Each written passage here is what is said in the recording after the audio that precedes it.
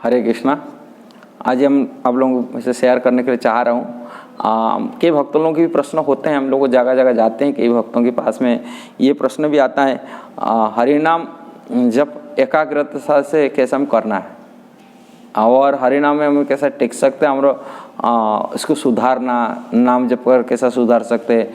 कई लोगों को प्रश्न होता है हम जप करने के टाइम में बहुत मन इधर उधर चला जाता है। कई भक्त होते हैं जप करने के बैठने से नींद भी आ जाता है, फिर क्या करा जाए, हमको जप में किसी मन नहीं लगता है, कई तरह से होता है।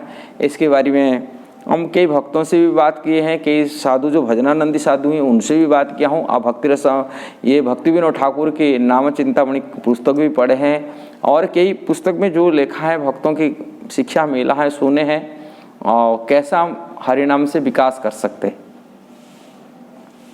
इसलिए ये टिप्स मैं अब बताने के लिए थोड़ा चाह रहा हूँ। आप ज़रूर इसको शेयर करिए, सब्सक्राइब करिए हमारे चैनल को।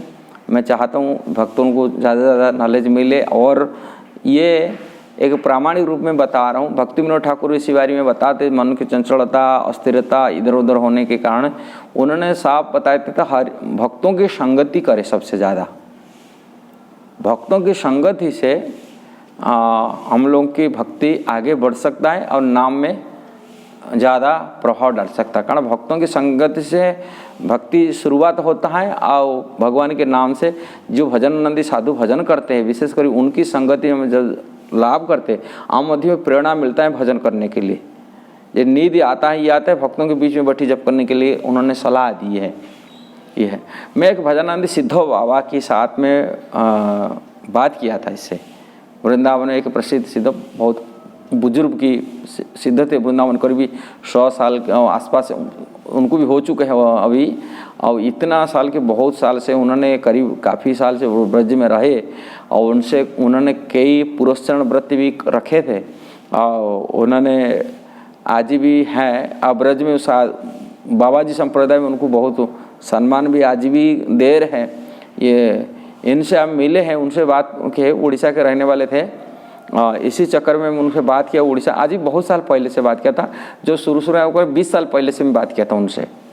ऐसा नींद आता है माला करने में, उन्होंने मेरे को बात करते जब नींद आता ना, नींद की अवस्था में कभी जप नहीं करना, साफ साफ बोलते सोई जाओ। निद्रा अवस्था में जप करेंगे वो जप नहीं होता है, ये तमोगुण जप जैसा ही होता है माना करता है। नींद आ रहा है, झपकी आ रहा है, नींद जप कर रहा है, उसमें आप हरि नाम में आनंद नहीं ले सकते।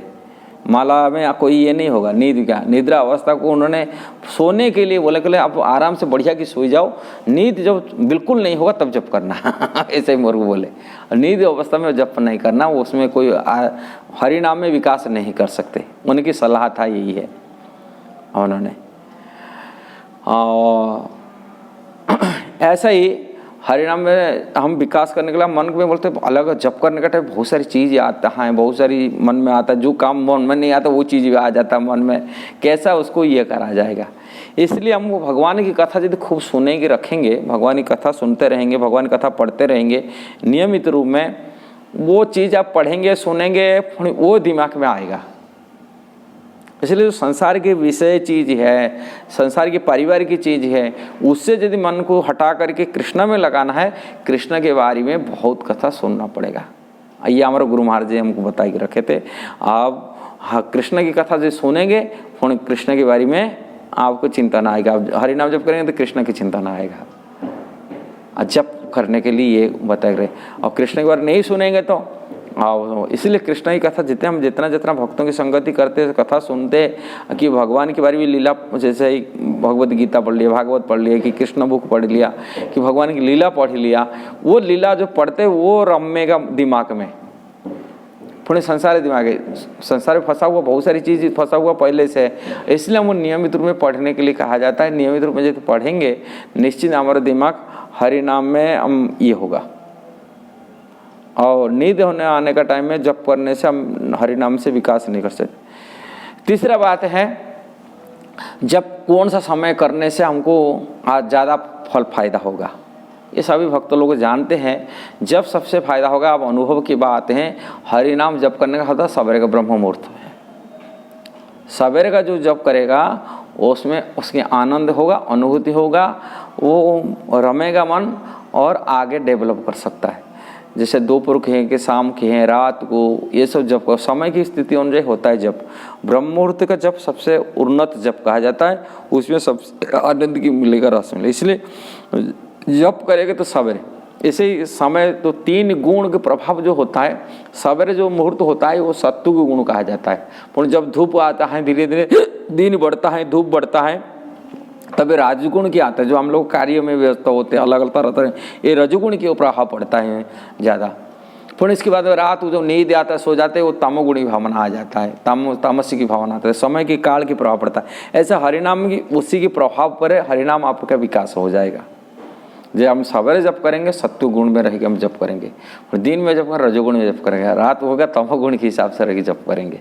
इसलिए हम लोग को चेतना कैसा रहेगा, वो हरिनाम के प्रभाव तभी पड़ जाता है जैसे सवेरे मुहूर्त में हम जप करते हैं। सवेरे का जप होना चाहिए। और जप कहाँ करना चाहिए, ये चौथा पॉइंट है। जप करने के लिए चौथा पॉइंट है, हम जप करेंगे यदि हम धाम में रहते सब तो उन्नत बात है। भगवान के धाम, भगवान के घर, जप करना सबसे उत्कृष्ट स्थान है। भगवान के धाम में रह के भगवान का हरिनाम लेना है सर्वोत्कृष्ट स्थान। इससे बड़ा कोई भजन के लिए और कोई जगह नहीं है, सर्वोत्कृष्ट स्थान। नेक्स्ट, यदि धाम में नहीं रह पाए, फिर नेक्स्ट तीर्थ स्थान में रहेगी जप करना। ये नेक्स्ट तीर्थ स्थान में जप करना, उसके नीचे वाला स्थान है। और इसके तीर्थ स्थान में यदि नहीं रहता है, अपने कहाँ जप करेंगे। यदि गोमाता मिल जाते हैं, गौशाला की अंदर में बैठी जप करना, गौमाता के बीच में, वो उन्नत माना जाता है। यदि गौशाला के संभव पर नहीं, घर में पूरा आप कहाँ जप करेंगे, तुलसी महारानी के सामने रख करके जप करना, ये कहा जाता है। ये कहा जाता है सरी तुलसी महारानी के सामने जप करना चाहिए गौशाला। किंतु फायदा क्या है उसमें, पुराण में जो लिखा गया, पद्म पुराण हर आदि में लिखा गया, जप करने का फायदा लगाता है।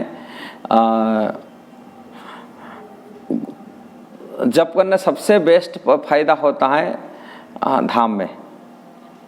किंतु यहाँ कहा गया, मैं थोड़ा उल्टा बोल दिया, तुलसी महारानी की गौशाला से बेटर होता है तुलसी महारानी के पास जप करने का। ऐसा ही कहा जाता है, एक माला यदि अपनी एक काल अपने घर में करते हैं, तीर्थ नहीं कि तुलसी महारानी नहीं कि गौशाला नहीं है कि जो आपको करते हैं, अपने घर में अपनी एक माला करते हैं तो आपको एक माला की फल मिलेगा। किंतु वही माला यदि आप गौशाला में बैठी जप करेंगे, आपको 100 गुण फल मिलेगा। गौ माता के बीच में बैठी जप करने से 100 गुण फायदा होता है। किंतु वही माला जब तुलसी महारानी के सामने में करेंगे तो 1000 गुण फल मिलेगा, खाया जाता है। और वही माला यदि तीर्थ में जाकर भजन करते हैं तो आपको 10,000 गुण फल मिलता है। और वो माला यदि भगवान के घर रेसिडेंट, भगवान के घर धाम, भगवान जैसे धाम वृंदावन है, जगन्नाथपुरी है, मायापुर है, नवद्वीप धाम है, ऐसे भगवान के रेसिडेंट घर में बैठ के जब करते हैं आपको लाखों गुण फल मिलेगा। ये पद्म पुराण में कहा गया, भगवान के घर में जब करते हैं हमको फल मिलेगा ज़्यादा। इसलिए ये सब स्थान है, कौन सा स्थान में जप करना चाहिए, कौन सा समय जप करना चाहिए, किसके साथ रह के जप करना चाहिए, कैसा मनोवृत्ति होना चाहिए, ये सब कुछ हमको समन्वय करना पड़ेगा। तभी हम जीवन में आध्यात्मिक क्षेत्र हरि नाम में हम विकास कर सकते, हरि नाम जप में विकास कर सकते। हरे कृष्णा। जय श्रील प्रभुपाद की जय।